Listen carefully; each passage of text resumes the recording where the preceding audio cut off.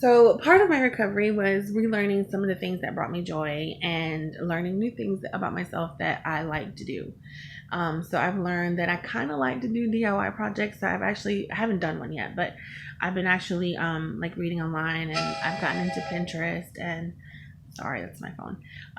Gotten into Pinterest, and so as I kind of research and learn more about DIY projects, I'm kind of getting more excited to find my niche as far as what I want to do.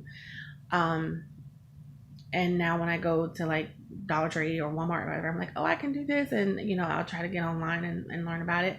So I'm actually trying to figure out what I want my first Pinterest, or not Pinterest, but DIY project to be. So I'm excited about that. Um, I remember that I love reading, and yesterday I've been trying to find a book to read that I'd like to actually really get into, because I like the thought of getting lost in a whole nother world and it not being drugs.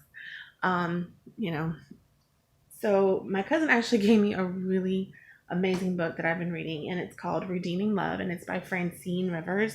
Um, Amazing book so far. I love it. Francine Rivers is a Christian author, and Victoria was so excited to give it to me, and I was so excited to read it.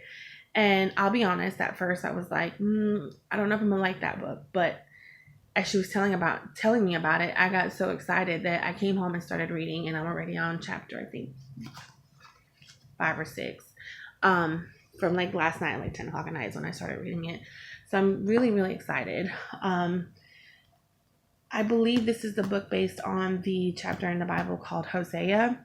But either way, it's an amazing book. So if you're looking for something other than drugs to get lost in, that's what I like about reading. I like reading about other people and different cities and different towns and just getting lost in the story. Romance and mystery are my favorites. So that's something that I have learned that I missed. And so I'm getting into that. Of course, my YouTube channel, I'm actually enjoying it. At first, I was just like, oh, I'm not going to post this. I'm not going to do a YouTube channel. That's, at first I thought that was just a silly idea. And then the more I do it, the more I feel like I can vent and I can let things go and just kind of share with people. And like I said, like the Lotus is actually set to help other people. So learning to find the joy in the things that I love to do before I got on drugs has been, I want to say, a fun part of my recovery.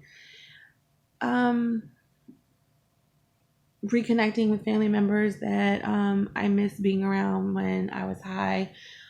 Just things like that. And as you recover and as you go on, you're going to learn what it is that you want to do, the things that bring you joy, the things that bring you a little bit of peace. A lot of those things are kind of personal, so you have to find that place. You have to find what that thing that makes you just happy to do, and it makes you happier to do than drugs. To be honest with you, that's really what it boils down to. What brings you joy besides the drugs? And maybe reconnecting with that and finding that thing is the fun part. Figuring it out is the fun part for me. Trying to figure out what I wanted to do that would kind of keep my mind occupied in a good way, to kind of keep my sanity a little bit. I want to start working out, but I have to consult my cardiologist before I actually get in there and start working out, because I don't want to do more harm than good. But that's something that I really wanted to get into. I want to go hiking again. I want to be able to just find joy in those things that that brought me joy before. But you have to kind of relearn how to do them when you're not high. You have to relearn how to do them. And maybe it's not reading. Maybe it's not things that you used to do. Maybe it's new things. Figure that out. And while you're figuring that out, it keeps your mind occupied, and it'll allow you not to think about the drugs. There's so much more to life than just being on drugs. And what I used to tell people is like, life is living me and it's passing me by. But now I get to live and actually make memories outside of, drugs and living that life on drugs. Because I tell you what, sitting around stuck, thinking and rethinking is probably the worst feeling about being on meth. Um, it's just it. As a Virgo, though, I am an overthinker and I overanalyze everything, and that was my death when I was on drugs. It was just like, why didn't I do this? Why didn't I do that? And my mind would be running a million miles a minute, like with all these thoughts and stuff.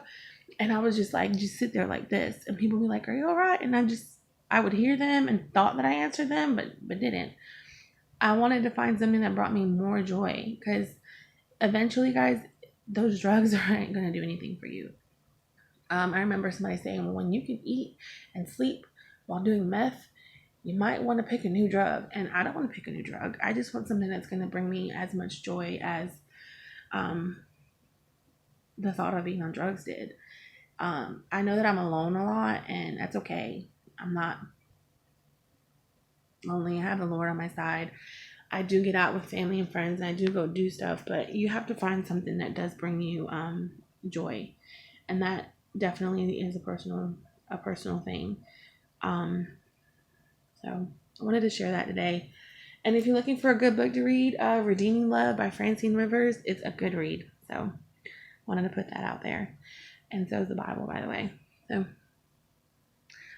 like the Lotus, subscribe if you like my channel. If not, please don't leave negative comments, because we're not here for that.